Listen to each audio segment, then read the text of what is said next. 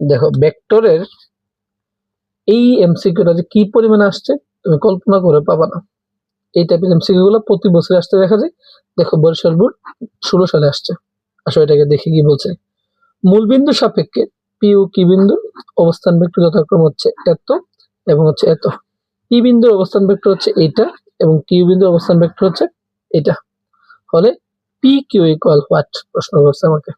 আমরা জানি স্বাভাবিকভাবে পি কিউ যখন তোমাকে বলছে তুমি এই পি কিউ এর মান বের করতে বলছে না, তুমি কিউ এর মানটা আগে বসাবা। কিউ এর মানটা আগে বসাবা 9a মাইনাস 4b মাইনাস, তুমি একটু ব্র্যাকেট দিয়ে নাও, মাইনাস 3a মাইনাস এর b। ঠিক আছে, এটুক তো বুঝো।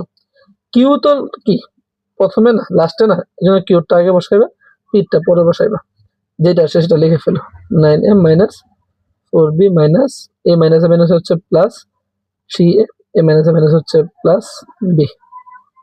তো 9a প্লাস 3 মানে কি 12a, 12a আর মাইনাস 4b প্লাস b মানে কি মাইনাসের 3b। 12a মাইনাস 3b দেখো তো কোথায় আছে, 12a মাইনাস 3b খ নম্বরে আছে। তাহলে খ নম্বরটা সঠিক। দেখবা এই টাইপের গুলো যতবার আসছে সেগুলো তোমরা সলভ করার চেষ্টা করো।